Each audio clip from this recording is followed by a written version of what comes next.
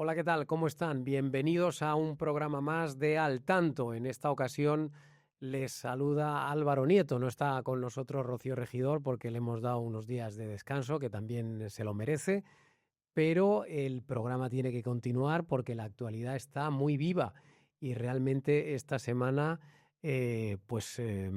con grandes e importantes exclusivas en este periódico.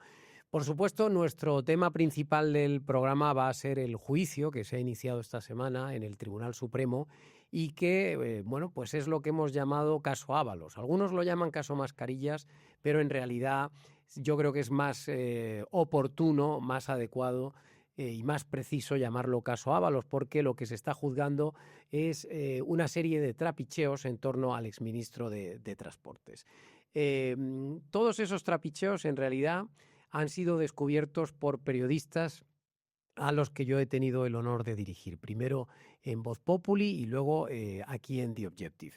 Estando en el primero de esos periódicos, sacamos ya en el año 2020 el escandalazo que suponía que el gobierno le diera varios contratos sanitarios de la pandemia, varios contratos de mascarillas, a una empresa completamente fantasma que se llamaba Soluciones de Gestión y que estaba radicada en un pisito de Zaragoza.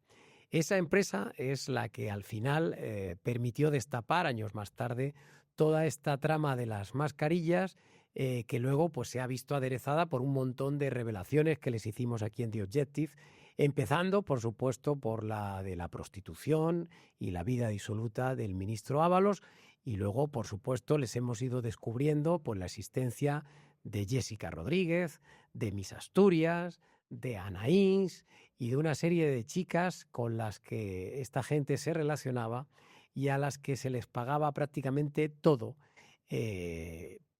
simplemente por el simple hecho de que el gobierno les adjudicara a unos empresarios estos contratos. La mecánica es muy fácil. Hemos estado pagándole las fiestas y las prostitutas a Ábalos durante un tiempo, simple y llanamente porque al ministro se le ocurrió darle unos contratos a unos señores, con pocos escrúpulos. Y eso es lo que se está dilucidando estos días en el Tribunal Supremo. Hemos tenido esta semana 3 días de sesiones y vamos a continuar con ellas en las próximas semanas. Y la verdad es que estos primeros días han sido espectaculares. Espectaculares en el sentido de que ha quedado bastante acreditado que Ábalos va a pasarse una buena temporadita en la cárcel, porque es muy difícil que se pueda librar de unos hechos tan claros, tan contundentes y de unas pruebas, tan evidentes, ¿no? Pruebas que siempre se publicaron en este periódico antes que en ningún otro sitio y que ahora estamos muy contentos de que se hayan podido ver en un tribunal para que todos los medios, aquellos incluso que no se hicieron eco nunca de nuestras informaciones, pues ahora sí que no tengan más remedio que llevar a titulares pues cosas como que Carmen Pano llevó 90.000 euros en efectivo a la sede del Partido Socialista. Ella ha sido la protagonista de la tercera jornada del juicio, esta empresaria que primero nos dio una entrevista con la voz distorsionada y que luego se atrevió a dar la cara y a decir lo mismo.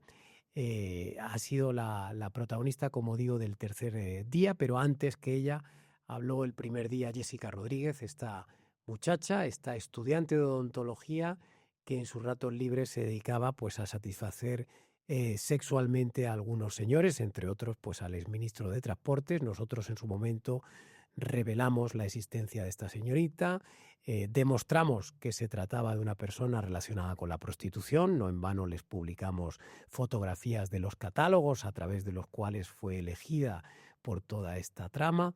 Les contamos que la trama le pagó la vivienda donde estuvo en la Plaza de España de Madrid durante la pandemia y donde se citaba con el exministro. Y les contamos, por supuesto, los viajecitos que se pegaba, oficiales, muchos de ellos, con la comitiva del Ministerio de Transportes, la mayoría de ellos fuera de España. En fin, y les comentamos también y les publicamos en su momento cómo fue enchufada en 2 empresas públicas, Ineco y Traxatec, por no hacer absolutamente nada. Y lo que ha pasado es que Jessica Rodríguez ha ratificado todo esto, ha confirmado que efectivamente estaba enchufada sin hacer nada, sin ir a trabajar, ha confirmado que le pagaban la casa y ha confirmado que efectivamente tenía una relación con el ministro de Transportes. Que para colmo ha tenido el rostro, a través de su abogado, de preguntarle en el juicio a Jessica si ella era una prostituta. Tiene narices que a estas alturas de la política, o de la película, perdón, Ábalos nos venga con estas. Ha estado 4 años negando que se relacionase con prostitutas, ha estado todos estos años llevándonos a los tribunales por decir precisamente que tenía enchufadas a las prostitutas, y ahora tiene las narices de preguntar en la sede del Tribunal Supremo si Jessica Rodríguez era una prostituta, cuando obviamente lo sabe toda España.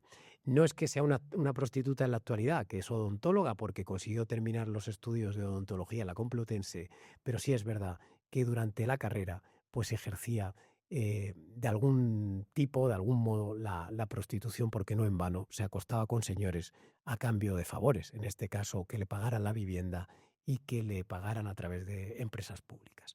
En el segundo día del juicio hemos tenido a Miss Asturias, que es otra de las señoritas que fue enchufada en otra empresa pública, en este caso Logirrail, y que, aunque no era prostituta en aquel momento, sí que tenía una cierta relación con el ministro Ábalos y por eso la enchufaron. No en vano, ella protestaba porque, en fin, le exigían trabajar más de la cuenta, presencialidad, porque el puesto de trabajo no era lo que ella se había imaginado, en fin. Estas cosas que pasan, pero que demuestran, y ha quedado demostrado una vez más, que el ministro hacía y deshacía a su antojo. Y eso es, al final, lo que va a tener que juzgar el Tribunal Supremo, y tiene muy mala pinta para Ábalos, como les digo, porque ya en estos 3 primeros días de juicio está todo bastante claro y evidente. No en vano, como digo, estaba todo ya contado en los periódicos, pero bueno, está muy bien que ahora los demás y todos los medios y toda España pues vean con claridad que lo que les contábamos aquí en The Objective era cierto y que no era inventado, y que todo lo que les contábamos a ustedes pues era información de primera categoría, y estamos muy orgullosos en este periódico por haber sido pioneros en este asunto y por haber puesto encima de la mesa informaciones muy arriesgadas, muy valientes, sobre todo y fundamentalmente de Ketty Garat, y también ayudada en muchas ocasiones por Teresa Gómez y por otros compañeros, y que ahora todo eso se esté viendo en la sala del Tribunal Supremo. Si este caso está en los tribunales es por el empeño y por el empecinamiento y buen trabajo de los periodistas de The Objective, y eso creo que hay que reconocérselo, porque sin nuestro trabajo, sin haber publicado todo eso con anterioridad, nunca hubiéramos llegado a esta situación.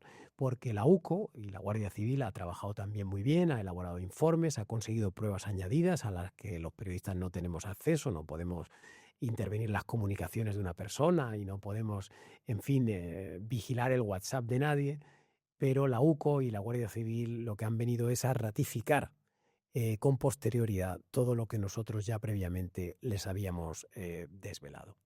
El segundo tema del que les vamos a hablar en este programa también es otro escándalo, en fin, no sé cómo calificarlo, pero enorme, que es el que tiene que ver con Adamuz y ese accidente ferroviario en el que murieron tantísimas personas en Córdoba.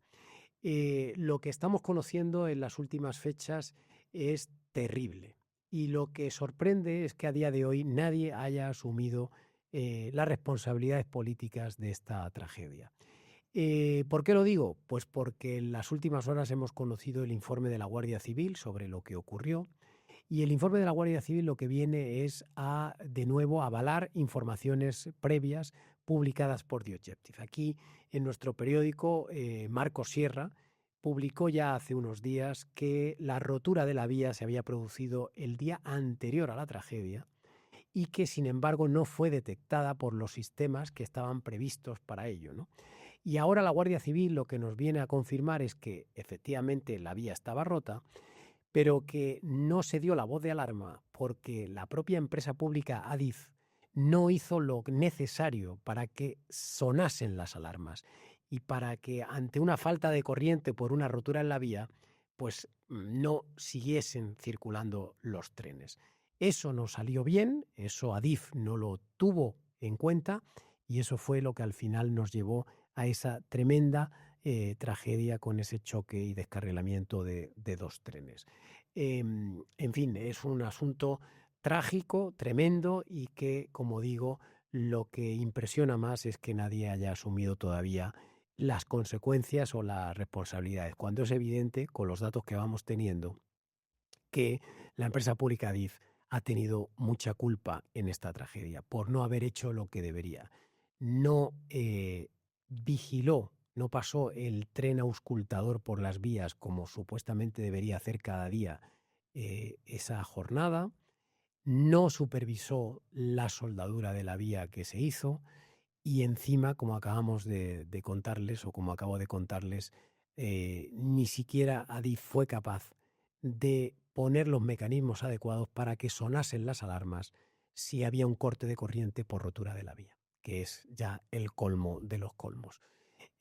Al menos esperamos o, en fin, confiamos en que Adif haya tomado medidas para que esto no vuelva a suceder, porque es que si no sería de una imprudencia temeraria, casi diría. En tercer lugar, les vamos a hablar de otro escandalazo, pero ya de este ya ha pasado más tiempo, que es el del apagón. Casi estamos ya a pocos días del primer aniversario de ese terrible apagón de 10 horas que hubo en España en abril del año 25 y lo que estamos conociendo en estas últimas jornadas son los audios de lo que se hablaba en Red Eléctrica los días anteriores y posteriores a ese apagón. Y, entre otras cosas, lo que ya hemos visto con total claridad es que, lógicamente, la causa del apagón es política. Es política. Los políticos quisieron convertir España en una especie de paraíso de la energía renovable, en donde no tuviera participación en el sistema eléctrico la energía nuclear, por ejemplo, y eso llevó al sistema a unas inestabilidades que acabaron con un corte del suministro ese día del apagón. Y en estos audios, por ejemplo, lo que se demuestra es que 21 días antes del apagón ya hay unas conversaciones entre Red Eléctrica y alguna de las empresas, entre otras Iberdrola y Endesa, en donde abiertamente hay técnicos de Red Eléctrica diciendo, como sigamos así, un día nos la vamos a pegar. Y efectivamente nos la pegamos. Nos la pegamos por la mala cabeza de algunos políticos, por el sectarismo, podríamos decir, ideológico de algunos políticos. Y la pregunta es si se han tomado al menos medidas para que no se vuelva a repetir este apagón. Se lo preguntaremos a Javier Leal, nuestro especialista en energía, que vendrá aquí para contarnos todo lo relacionado con este asunto. Y finalmente, en nuestro programa, como siempre, hablaremos de un poquito de deportes con Adrián Ortega. Ese es el menú que les tenemos preparado para hoy, así que espero que disfruten. Ya sé que no es lo mismo que esté aquí Rocío que esté yo, pero estoy seguro que la presencia de Teresa Gómez primero, de Marcos Sierra después, de Javier Leal y de Adrián Ortega les va a satisfacer enormemente. Quédense con nosotros, que seguro que va a ser un programa apasionante.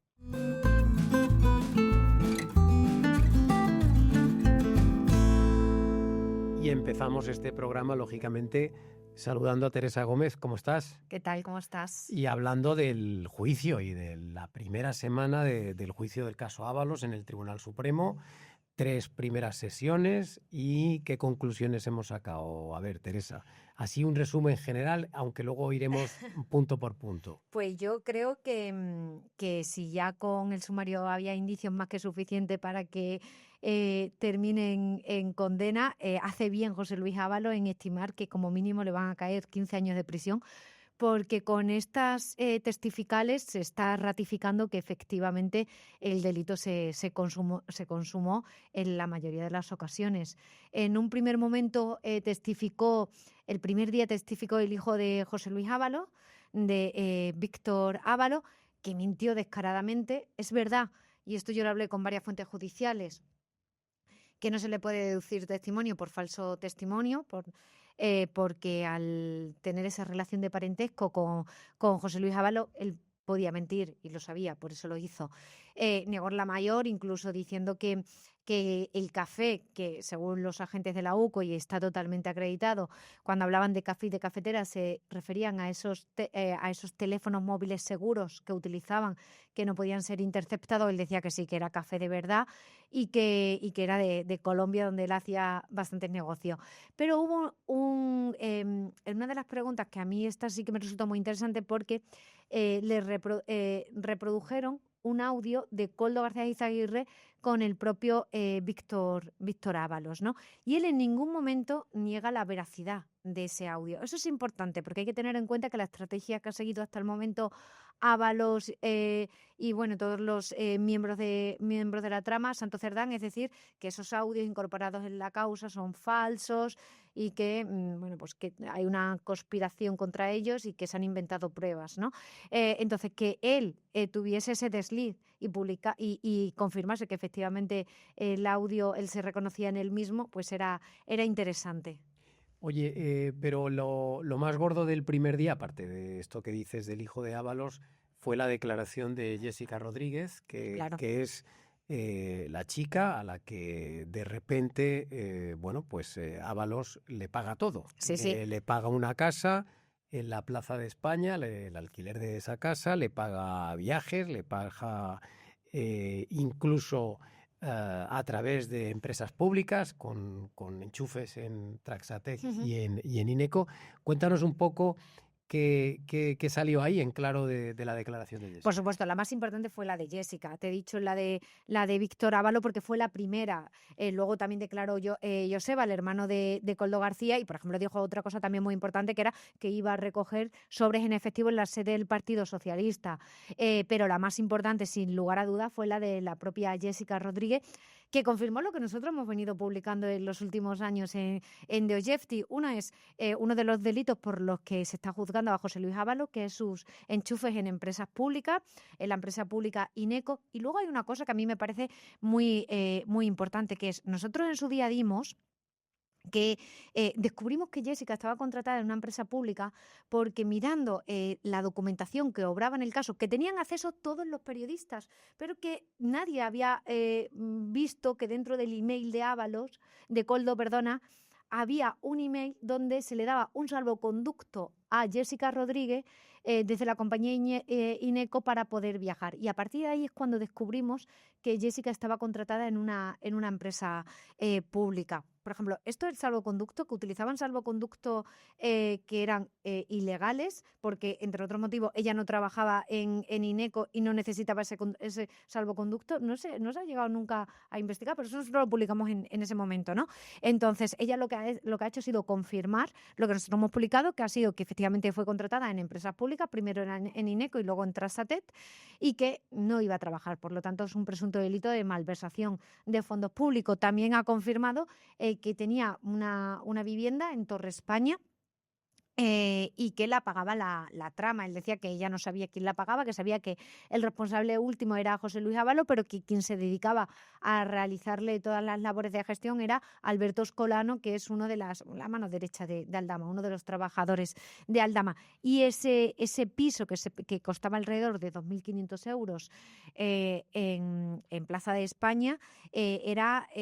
te he dicho, lo otro es malversación, en este caso es cohecho el piso, porque es un pago de la trama a José Luis Ábalos, bueno, pues por las gestiones que realizaba José Luis Ábalos por la trama. Ella lo que sí que no ha, bueno, no es que no haya reconocido, es que no se le llegó a preguntar sobre eso, ¿no? Porque no es objeto del juicio, porque no es un delito. No es un delito actualmente en España ser prostituta. Se le preguntó sobre si estaba ejerciendo o no la prostitución, pero no sobre las contraprestaciones económicas que había recibido a cambio de ejercer la prostitución. Esa parte no se la ha preguntado, pues porque, como bien digo, no está siendo objeto del juicio, pero a nosotros también nos consta, porque hemos publicado los emails, de que efectivamente recibía ese dinero, y lo más importante es cómo era posible que José Luis Ábalos, que cobraba alrededor de 6.000 euros mensuales, pudiese pagar a Jessica, que era su prostituta, 6.000 euros mensuales. Sí que le preguntaron sobre si era o no prostituta, y a mí lo que me cuentan es que esa pregunta de Marino Turiel, el abogado de Ábalos, se la hizo para desestabilizarle. Hay que tener en cuenta que Jessica es... bueno, pues pasó por un mal momento psicológico cuando salió a la luz su caso. Es la única mujer que no ha concedido entrevistas. Y hubo una sobreprotección de ella en el Tribunal Supremo que era totalmente inaudito, inédito, y no la realizaron con otros testigos. No te podías acercar a ella. De hecho, cuando fue caminando hacia la sala de vistas, a los periodistas no nos dejaban salir de la sala de prensa. Estaba escoltada por Policía Nacional hasta la sala de vista. Bueno, fue una protección. De hecho, es la única testigo o la única persona que ha declarado a la que no se le ha llegado a ver el rostro, sino que declaró de espaldas, ¿no? Entonces a mí eso también me resultó bastante interesante. Bueno, y resulta extraño que ni siquiera esté imputada en este caso cuando está reconociendo abiertamente que ha cobrado un dinero por no hacer nada. Es decir, que ahí tendría también ella que responder en algún momento ante la justicia por haberse llevado un dinero de todos nosotros por no haber hecho nada a cambio. Sí, Álvaro. Bueno, acostarse con el ministro, que no es poco. Sí, tienes razón, pero si te das cuenta no hay ninguna mujer imputada. Carolina Perle no está imputada. Andrea de la Torre no está imputada. Claudia Montes no está imputada. Anaís, que se escondió el pendrive, no está imputada. O sea, si te das cuenta, por el momento, en este momento de la instrucción, no hay ninguna de las mujeres, no hay ninguna de las mujeres imputada. Que puedan estarlo más adelante, bueno, pues igual lo están más adelante o igual llegan a un pacto con la Fiscalía para no llegar a ser condenada en este procedimiento, porque también hay que tener en cuenta que al final ella, yo no voy a decir que sean almas de la caridad ni nada por el estilo, ¿no? Pero también hay que tener en cuenta que los que robaron y los que, aunque ellas se beneficiaron, está claro, pero que quien cometió en sí el delito eran, bueno, pues los que están ahora sentados en el banquillo de los acusados. No, fundamentalmente el ministro de Transportes, que era el responsable de dar esos contratos que al final derivaron en que, a cambio de esos contratos, pues se pagara una casa, se pagaran una serie de cantidades de dinero, un chalet en el caso de Ábalos, e incluso se le contratara a esta mujer ficticiamente en 2 empresas públicas. Oye, el primer día Jessica, el segundo Miss Asturias. Sí. Miss Asturias, que también fue exclusiva nuestra. Bueno, es que vamos a ver, Teresa, todo lo que se está juzgando en el Tribunal Supremo han sido exclusivas de Diogetis, ¿para qué nos vamos a esconder? Pero desde mi punto de vista el caso de Miss Asturias es un poco diferente, porque en el caso de Miss Asturias sí que hay algún tipo de trabajo que hace en algún momento dado, es decir, en algún momento incluso acude a trabajar, pero no deja de ser otro enchufe de la trama, ¿no? Sí, ella dice que efectivamente ella sí que acudía a trabajar, pero es verdad, y esto es importante, que indica que bueno, que en ese momento no lo sabía porque a ella no le dijeron, oye, te hemos enchufado, pero que claro, que ahora sí que intuye que posiblemente pues la enchufase a Ábalos o Koldo García Izaguirre. Y yo creo que en las pesquisas está más que claro que efectivamente eso se trató de un enchufe, y que por eso se está juzgando actualmente, ¿no? Y tampoco queda claro que fuera una prostituta en aquel momento. No. Es decir, así como Jessica, nosotros hemos publicado hasta las fotos del catálogo en ropa interior. No, es que Claudia Montes no es prostituta. Por eso. Claudia Montes no lo es.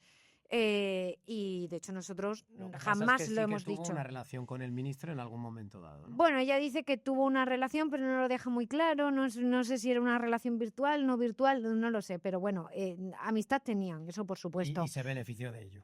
Sí, claro. Y luego tenía mucho poder, porque ella, hubo en un momento en el que un directivo de Logirrail, donde ella trabajaba, Méndez se llama, José Ángel Méndez, declaró también ayer como testigo. En aquel momento era responsable de Logirrail y dijo, oye, es que cuando yo vi que Claudia Montes faltó en 8 ocasiones a su puesto de trabajo, quise abrir un expediente disciplinario y lo que hicieron es a este directivo apartarle de su puesto y nombraron a otro, a Gómez Barbero, que es la persona que le ofreció a Claudia Montes un puesto de trabajo distinto, porque él lo que quería era contentar a sus jefes, ¿no? Entonces, ese poder que tenía Claudia Montes a mí me parece bastante relevante. Bueno, el poder que tenía Claudia Montes y en el fondo el poder que tenía No, el ministro para colocar a unos y a otros bueno, y que nadie trabajara, vamos. es que otro de los testigos, Ignacio Zaldívar, lo que dice es que este era directivo de Adif y dice que recibió una llamada de Isabel Pardo de Vera y que le dijo en esa llamada, oye, ¿qué pasa con Claudia Montes que no la dejan en paz en los Israel? No, perdona. Dijo, ¿qué pasa con Jessica, perdona, en INECO, que no la dejan en paz y no le dejan de llamar? Entonces, esta persona, Ignacio, llama a una responsable de INECO para transmitirle que dejaran en paz a Jessica. Me he liado ahí entre Jessica y Claudia Montes porque Bueno, estos últimos testificaron ayer con Claudia Montes. Pero nos ha quedado claro el modus operandi, que tenían enchufadas a estas tías Sí. a cambio de no hacer nada Sí. y que al primero que se le ocurriese vigilarlas o hacerles trabajar le llamaban la atención. Eso está claro. Oye, y finalmente, tercer día de juicio, y ha desfilado la familia Pano. Fundamentalmente Carmen Pano, la persona que desveló en The Objective, primero a cara oculta y luego ya dando su imagen, que había llevado 2 bolsas con 90.000 euros a la sede del Partido Socialista. Entiendo, Teresa, que ha ratificado todo lo que nos había dicho. Ha ratificado absolutamente todo. Ha dicho que llevó 45.000 euros y 45.000 euros, es decir, en dos ocasiones, a la sede del Partido Socialista. Ha contado con detalle, tal y como nos lo contó a nosotros y como lo contó ante notario también en esta declaración, que esto se produjo en octubre de 2020, que fue a cambio de una licencia de hidrocarburos para la trama, que eso se está investigando en otra causa por la que hubo un fraude del IVA de 200, por el momento se contabilizan 213 millones de euros, que no es poca cosa. La licencia, Teresa, perdona que te corte, se la acabaron dando y se la dio el Ministerio de Transición Ecológica de Teresa Rivera y de Industria de Reyes Maroto. Sí, claro, eso es lo más importante. Es decir, ella lleva 90.000 euros a la sede del PSOE para, digamos, agradecer que le hayan dado una licencia de hidrocarburos. No, todavía no se le habían dado, ahí estaban realizando las gestiones. Ah, vale, o sea, cuando ella lleva 90.000 euros para intentar conseguir la licencia. Claro, las primeras reuniones se producen en septiembre del año 2020 y se producen con Koldo García Izaguirre. Y cuando ellos le dicen, mira, queremos una licencia de hidrocarburo porque queremos vender combustible en España, Koldo le dice, vale, pues esto va a tener un coste. Y dice, bueno, un coste, por un lado se habla de una casa, el chalet de la Alcaidesa, que es un coste, ese es un regalo para José Luis Ábalos por ayudarle en la gestión, y luego es un coste también económico, y ahí es cuando entran esos 90.000 euros en la sede del Partido Socialista. ¿Y esos 90.000 euros para quién eran? Pues es que ella no lo sabe. Ella sabe que cuando llega a la sede del Partido Socialista ya la estaban esperando, sabían perfectamente que ella iba a ir y que iba a entregar el dinero, ni siquiera le piden el DNI. Claro. En cuanto entra le dicen, suba a la segunda planta, va al ascensor, sube a la segunda planta, ya había en la puerta del ascensor una persona esperándole, que ella describe como una persona de unos 45 años, con barba, le entrega las bolsas y no median palabra y entre ellos, y ella se va de la sede. Tú que has investigado este caso mucho, ¿qué sospechas? Es decir, ¿es un dinero que iba para Ábalos? ¿Era un dinero para el partido? ¿Ese dinero para quién era? Pues tengo dudas, tengo bastantes dudas. Porque en el fondo hay que recordar, insisto, que la licencia que ella perseguía en aquel momento dependía de Reyes Maroto y de Teresa Rivera. Y sobre todo, Álvaro, que cuando se concede esa licencia, se concede en el año 22, cuando ya no está Ábalos en el gobierno. Por lo tanto, ya no solamente que su ministerio, que era el Ministerio de Transporte, no se encargaba de conceder esta licencia, sino que eran otros ministerios, sino que es que él ni siquiera estaba en el poder. Entonces, si me estás preguntando que si en toda esta gestión el único que cobraba era Ábalos y todos los otros lo hacían recibiendo órdenes de una persona que ni siquiera ya estaba en el poder y que había sido defenestrado y a cambio de nada, pues yo no me lo creo eso. Claro. Oye, y también ha desvelado Carmen Pano, o su hija, no estoy seguro, ahora me lo aclaras, un dinero de parte de Air Europa, ¿no? Para el Ha rescate sido de la hija, Europa. ha sido la hija. La hija ha contado que efectivamente le contó al Dama que se entregó casi medio millón por parte de Pepe Hidalgo y Javier Hidalgo y que se lo dieron a la trama, a Koldo y que se lo entregaron a Koldo. Pero 500.000 euros. sí, ¿A cambio de qué? a cambio del rescate de Air Europa.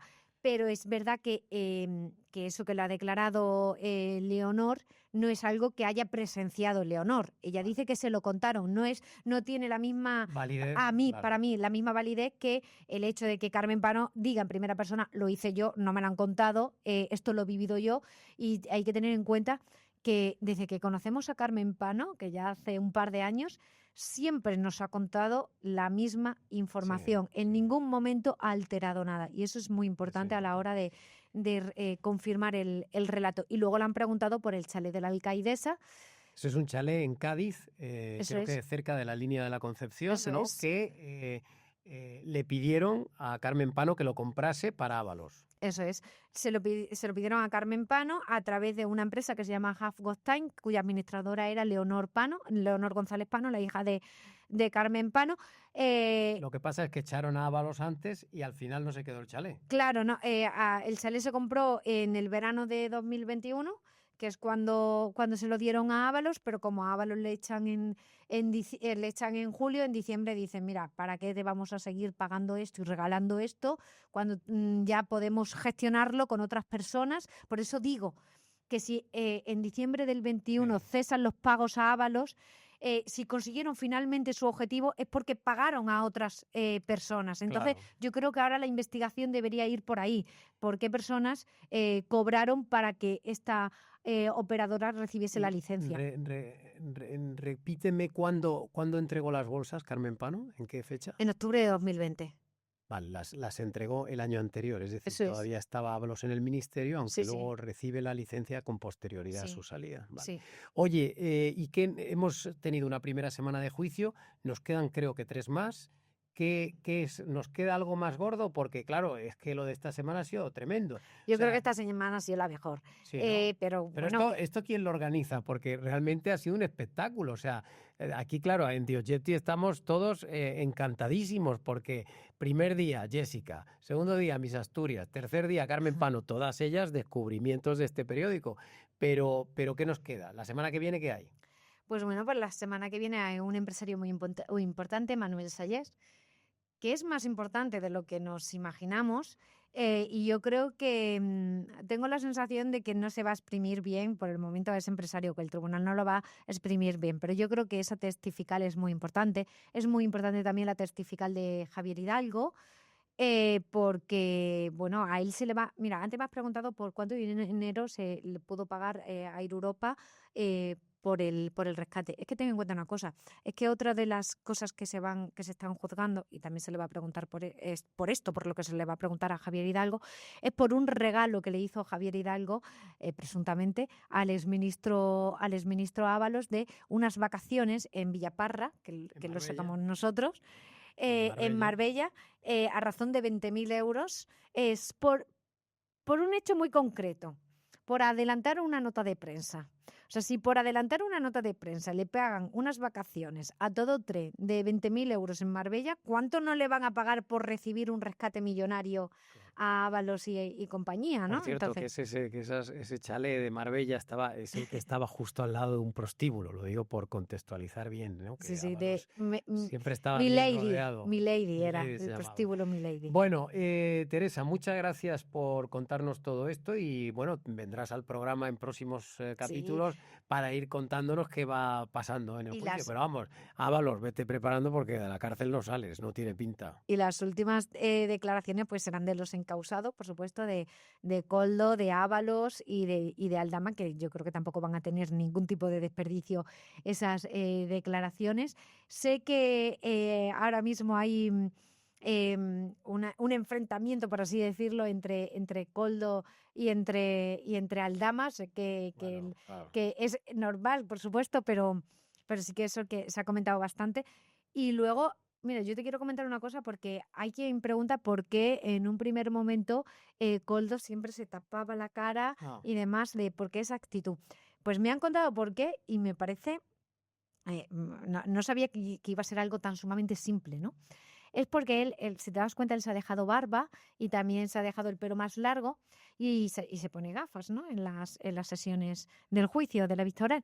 Y es que él piensa que cuando salga de la cárcel, si se quita la barba, se quita la gafa, nadie le va a conocer. no le van a reconocer cuando lleve a su hija al parque. Eso es lo que él piensa. Yo creo que le va a reconocer todo Dios, pero bueno. No, pero Entonces, el problema no es que le reconozca, el problema es cuándo va a suceder eso, porque no tiene pinta pues de igual, que pues suceda pronto. igual la hija ya no va al parque, ¿no? O bueno, Cuando eso igual suceda. él ni siquiera puede salir algún día de la cárcel vivo, porque vamos, le van a caer una Entonces, manta él de años. se intenta esconder así para que no se le vea bien la cara. Ahora ya ha entendido, el primer día, al final de la tarde, entendió que estar así durante más de 12 horas, pues o sea, es horrible, efectivamente. Entonces ya ha entendido que no, que tiene que estar en una postura normal. Bueno, sí, no, al que se le ve más tranquilo es a Ábalos, que yo creo que, en fin, todavía no es consciente de que se va a pasar una buena temporada en la sombra. Bueno, gracias, Teresa. Muchísimas gracias.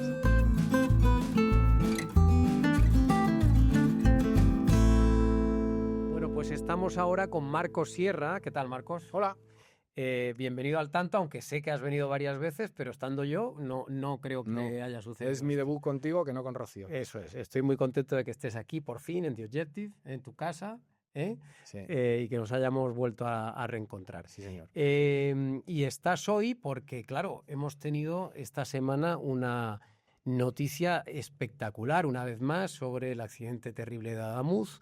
Tú publicaste semanas anteriores grandes exclusivas al respecto, pero ha venido una especie de informe de la Guardia Civil a confirmar todo lo que habíamos publicado con anterioridad. Entonces, explícanos un poco cuál es la novedad que hemos conocido esta semana. Vale, el informe que se publica ratifica lo que nosotros dimos en exclusiva hace varias semanas, y era que el carril, todo hace indicar que llevaba roto 22 horas, es decir, se había roto un día antes. La Guardia Civil en el informe da más detalles, y nosotros uno sobre el que hemos hecho especial hincapié es qué pasó y por qué no se avisó de que el carril estaba roto si estuvo 22 horas fracturado. Bueno, pues las vías tienen una suerte de sensores y sistemas que van emitiendo un voltaje, y ese voltaje, en función de la intensidad que tenga o no, puede inducir a pensar que el carril esté roto. Llegados a este punto, hubo unas 22 horas y, bueno, fue un minuto antes hasta poquísimos segundos antes de la tragedia, el voltaje estaba dando errores. Luego automáticamente se cortó por el accidente. Entonces, si esas bajadas de voltaje, esa bajada de voltaje indica que puede haber una rotura de carril, ¿por qué Adif no lo detectó? Vale, Adif, esos sistemas, tiene la potestad de establecer que se realicen avisos, alertas, de manera automática. Y si no se hacen de manera automática porque no se podían hacer por las particularidades de la zona en la que estaba ese sistema, en la vía de Adamuz, puede exigirlo. Y eso lo dice la Guardia Civil en el informe. Nosotros hemos publicado esa información, y ese es el detalle, que de nuevo vuelve a fijar y a poner toda la culpa, la lupa, en lo que sucede en Adif. Ya quedan fuera de las ecuaciones los maquinistas, tanto el del Albia, que tristemente falleció, como el maquinista del Iryo, quedando fuera eso de la ecuación y quedando fuera el mantenimiento de los trenes, que se hizo conforme a lo que establece la regulación. Solo parece que haya un culpable que tendrá que determinar la justicia, pero todo apunta a Adif. O sea que, en resumen, la vía estaba rota desde un día antes, como desveló en exclusiva de Objective, y ahora, gracias al informe de la Guardia Civil, lo que nos dicen es que no saltaron las alarmas porque Adif no había, digamos, exigido que se le avisara en caso de que hubiera un corte de la línea, ¿no? Por la particularidad y los defectos que había en ese sistema y las particularidades de la vía en esa zona, no se podían establecer alertas automáticas. Pero la Guardia Civil establece en el informe que Adif podía exigirlo, es decir, podía exigir que hubiera alertas en el caso de que las subidas o bajadas de voltaje hicieran indicar que existía la posibilidad de que la vía estuviera fracturada. Oye, y como bien dices, esto, por supuesto, desarma la versión que nos había querido imponer el gobierno y Óscar Puente hasta este momento, que habían intentado echarle las culpas al fabricante de la vía, a los trenes, a los maquinistas, y pone en la picota, entiendo, al presidente de Adif, ¿no? Claro, al final hay que ver qué acaba por determinarse cuando se investigue todo, porque Óscar Puente es una caja de sorpresas y a lo mejor mañana pues me encuentra otra línea argumental para tratar de sacudirse la culpa y de que el máximo responsable de Adif no salga tocado, que todo hace indicar que va a salir tocado. Está por ver si van a rodar cabezas, porque claro, ya a estas alturas parece imposible hasta que caigan, porque ha pasado de todo y no ha caído nadie, pero cuando judicialmente se resuelva, habrá que ver qué es lo que sucede en Adif, porque bueno, la cosa apunta a que tendrían que rodar cabezas y ver de qué manera se puede regestionar esa empresa que está ahora mismo completamente hundida. Es que hay que recordar además, Marcos, que aparte de esto nosotros hemos ido publicando que la noche o esa misma mañana no pasó el tren que no suele auscultar las vías, no pasó por ahí, que lo podía también haber detectado. Hemos publicado que la soldadura se hizo, pero que luego han cambiado los datos a posteriori. En fin, hemos dado infracciones de mucho tipo e incluso esta semana ha dado también Antonio y Pelayo, compañeros, una noticia también muy sorprendente, y es que dicen que la inspección en las vías de Adamuz encontró otras 5 fisuras en apenas 500 metros de vía. El informe de la Guardia Civil subraya que no hubo inspectores de Adif durante las soldaduras. En fin, esto en realidad vuelve a señalar en una misma dirección la presidencia de Adif y por qué no se inspeccionaron, ¿no? esas soldaduras, ¿no? Sí, es que se tiende a pensar que es contagioso porque van saliendo cada 10 minutos sale una fisura. El problema es lo que está todavía por salir, porque ahora se está sometiendo a las vías a un análisis muchísimo más profundo. Nosotros hace una semana dimos también, o semana y media, dimos que había otra fractura si no recuerdo mal, fue en Valencia. Hay tantas que ni me acuerdo. Pero claro, si miras, por ejemplo, las limitaciones de velocidad que se establecen cuando las vías no están bien, la red sigue completamente llena de limitaciones de velocidad. De hecho, la media, estuve viendo ayer informes, debe estar ahora entre los 180 y 200 kilómetros por hora. Y hablamos de alta velocidad. Claro. ¿Tú crees, Marcos, que ahora mismo es seguro ir en tren en España? Por probabilidad, yo diría que sí. Pero claro, la reputación de Adif hace que siempre que entres en un tren tengas sospechas. Claro, o sea, si estás viendo que el tren de repente es sometido a una limitación de velocidad, si los maquinistas con los que yo hablo todos los días te están diciendo que en un trayecto de 400, de 600 kilómetros tienen 5, 6, 7 limitaciones de velocidad, la gente ya tiene más formación sobre lo que sucede con los trenes y sabe que esas limitaciones implican que hay un problema en la vía, ostras, pues cuando pasas por encima cruza los dedos. ¿Es complicado que suceda un accidente como la de Adamuz? Honestamente creo que sí, porque fue la tormenta perfecta, pero claro, hay muchas cosas que hicieron que también esa tormenta perfecta se pudiera dar. Las revisiones, el tren auscultador, es todo un desastre que desde Adif y desde el gobierno Óscar Puente tiene que, si no tiene que dimitir él, que debería dimitir él, tiene que darle una vuelta de calcetín a la empresa. Bueno, no te preocupes que no dimitirá nadie, porque acuérdate que hubo también un apagón el año pasado y tampoco ha rodado ninguna cabeza. O sea que de este gobierno tampoco podemos esperar muchas medidas de este tipo. Oye, gracias. Nada, hasta la próxima.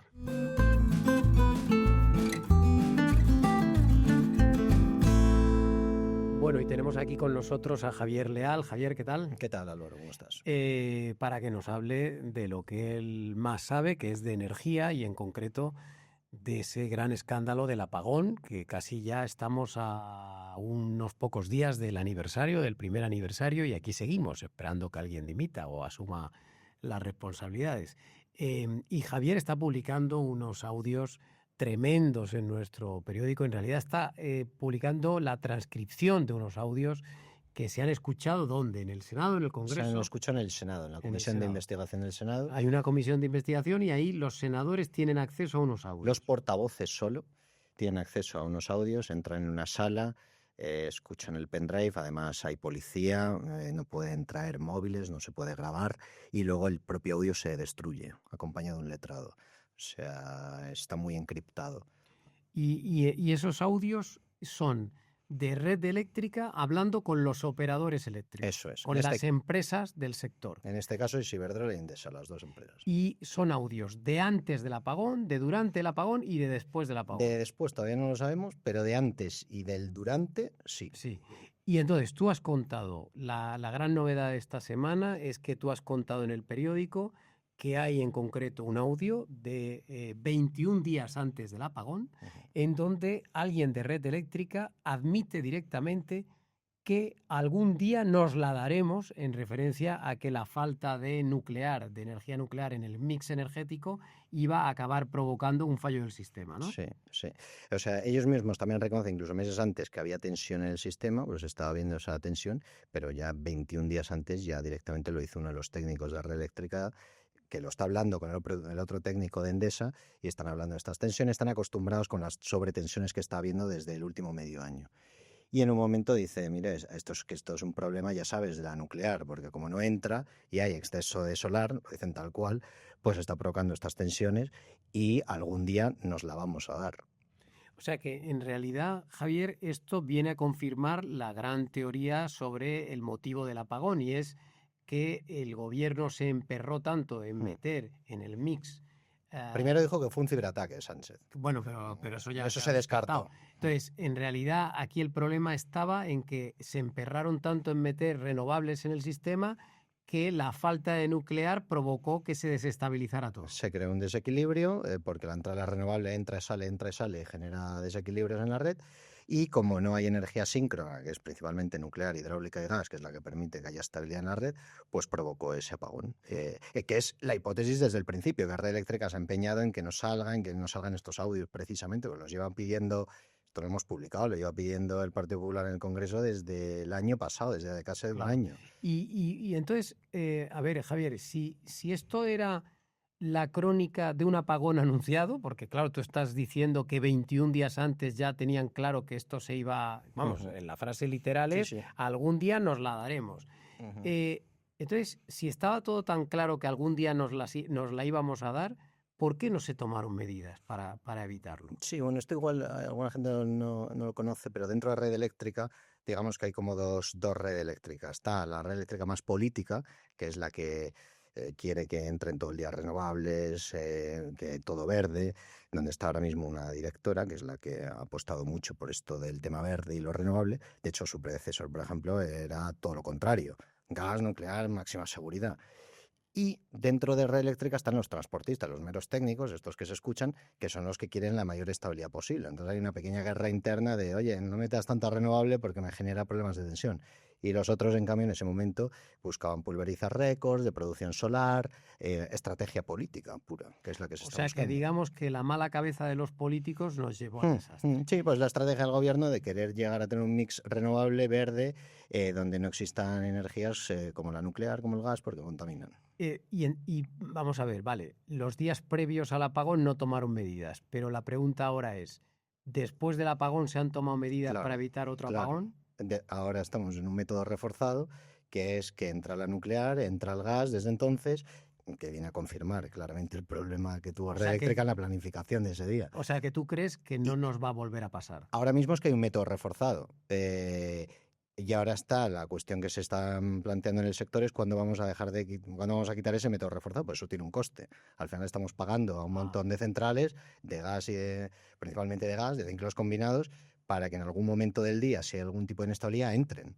Y entran en muy poco tiempo y eso supone un coste extra para el consumidor. De hecho, hay datos, pero son de cientos de millones de euros en la factura de la luz. Y una pregunta, y con todo este escenario que planteas, ¿qué pasa si España deja de tener energía nuclear? Porque claro, tengo entendido que el calendario de desmantelamiento no se ha corregido, es decir, sigue estando prevista el fin de la nuclear en España. Sí, esa justo es la pregunta que ha habido este jueves en una mesa con la Asociación de Nucleares, como está una comida, y eso decía el propio presidente, que por cierto se va, Ignacio Laluce, y decía, a ver quién es el guapo que va a quitar la energía nuclear del sistema, como está la situación. Pero está previsto que se quite. Está previsto. Ahora el Consejo de Seguridad Nuclear a finales de este año tiene que decidir si continúa o no, y ya le deja todo en manos del Ministerio de Transición Ecológica a ver si prorrogan o no Almaraz, que es la primera que en 2027 la cierran. Sería el primer reactor que cierran. Hombre, es a día de hoy el 20% de nuestra producción. En la nuclear. La nuclear. Quitarla, pues ya estamos viendo que además la función de la nuclear no es dar estabilidad. O sea, eso tiene que ser la propia fotovoltaica, la que tenga sus propios recursos para la estabilidad del sistema, ¿no?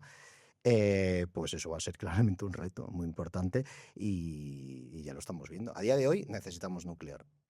Bueno, pues lo iremos viendo y se lo iremos contando a todos ustedes. Lo hará Javier en próximas entregas de este programa. Venga, muchas gracias. Muchas gracias.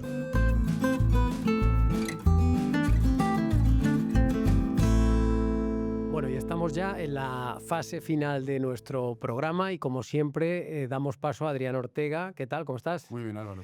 Creo que es la primera vez que yo presento este programa con Adrián aquí a mi lado. Inciso, la segunda, ¿eh? La segunda. Hubo en la Eurocopa el año pasado, 2024, que nos presentamos antes, juntos, y que dije que ganaba España la Eurocopa. O sea, que acertaste el pronóstico. Acerté el pronóstico. Yo no me acuerdo de eso, pero está bien que lo recuerdes para que volvamos a hacer el programa antes del Mundial. Medio estaremos aquí otra vez. Eso es.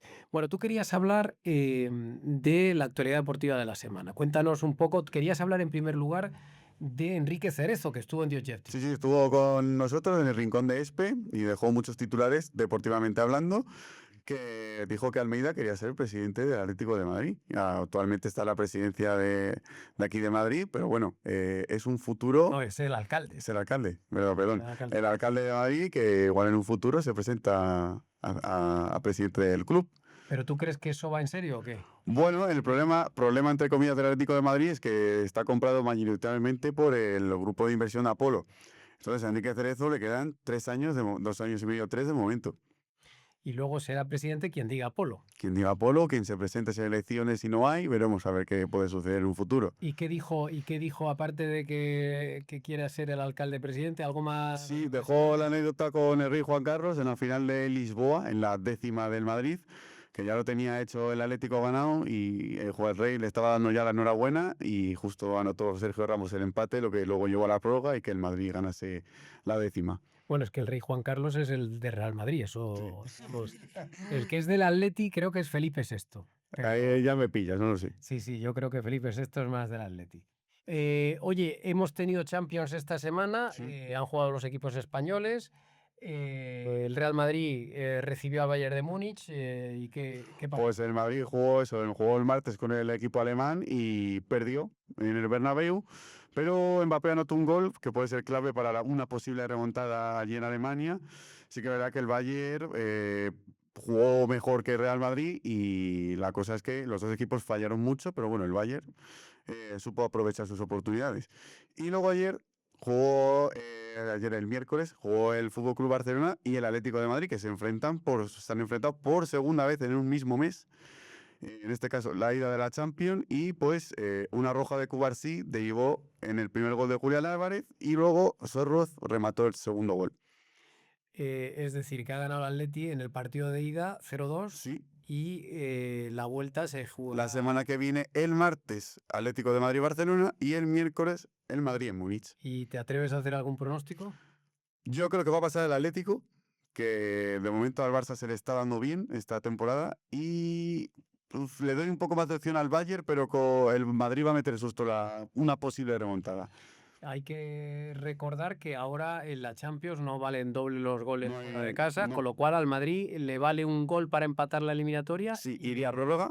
Iría a prórroga. Y al Barça le vale un 0-2 para ir a prórroga también. Bueno, pues estaremos pendientes la semana que viene. Yo no he visto ninguno de los dos partidos, pero confío en que al menos el Madrid sea capaz de remontar. Sí, porque al final de la otra eliminatoria sabes que uno de los dos españoles va a pasar. Bueno, efectivamente, no me preguntes por cuál de los dos prefiero que pase, que me parece que quedaría bastante obvio. Y querías hablar también, porque bueno, vienes con la camiseta del Valladolid. Jornada retro este fin de semana. Esta camiseta me dices que es antigua, no es actual. Es antigua, del año 80 y Es poco. una marca de mermeladas, Sí, que yo creo que sigue existiendo, no lo sé. sí. Pero esta de camiseta, ¿de qué año es? Sobre el año 80, más o menos 80 y algo. ¿Tan vieja? Sí, porque el escudo, fíjate que es antiguo, no es el de ahora, es así con esta publicidad que ya no se lleva, la Adidas un poco más así. Camiseta retro, porque este fin de semana en la Liga hay jornada retro, tanto en primera como en segunda. ¿Eso qué significa? Es una iniciativa de la Liga que sacó el mes pasado que los equipos, no todos, por ejemplo el Madrid, Barcelona, Getafe y Rayo Vallecano, no lo hacen. ¿Ah, no? No. ¿Y por qué? No, bueno, no pudieron llegar a tiempo y otros no decidieron participar. Ah, o sea que el Real Madrid no va a vestir. No, el Madrid juega el viernes con el Girona y no se hace jornada retro. ¿Y el Girona sí va con Sí, camiseta? sí. Ah, bueno, pues qué raro. O sea, hubiera sido. Bueno, pero claro, entiendo que es que están peleados, ¿no? Porque hay una pelea entre la Liga y el Real Madrid. Un poco puede venir por ahí. Puede ser por ahí. Puede Pero ser. sí, este fin de semana, no todos, pero los equipos de primera y segunda van a llevar camisetas antiguas los partidos. Que no han decidido ponerse de acuerdo en el año ni nada de eso. No, cada uno. lleva Sí la que se quiera. pusieron de acuerdo en tema de los colores para no coincidir. Por ejemplo, el Valladolid, su color principal es blanco y el morado, pero jugaba con el Eibar y el Eibar va con una camiseta blanca y el Valladolid con una morada entera. Más morada que esta. No es esta. No es esta, no, es otra. Bueno, pues oye, estaremos pendientes. Los aficionados supongo que lo seguirán con atención. Es curiosa esta iniciativa. ¿Esto se ha hecho en algún otro sitio antes? Que yo recuerde, no. En la Liga es el primer año. El primer año. Bueno, pues lo veremos. Y los espectadores de este podcast pues ya verán aquí la camiseta que lleva puesto Adrián, y los que están escuchando no solo en audio pues se quedan con las ganas. Así que muchas gracias, Adrián. Adiós, Y Goya. hasta la semana que viene. Hasta luego.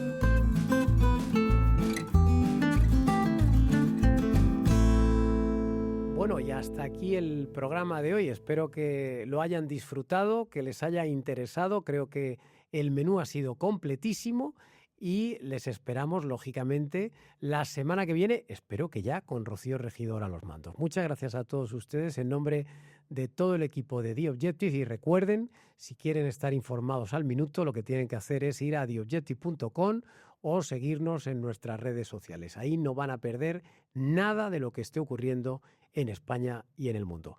Les saludo afectuosamente y les esperamos la semana que viene.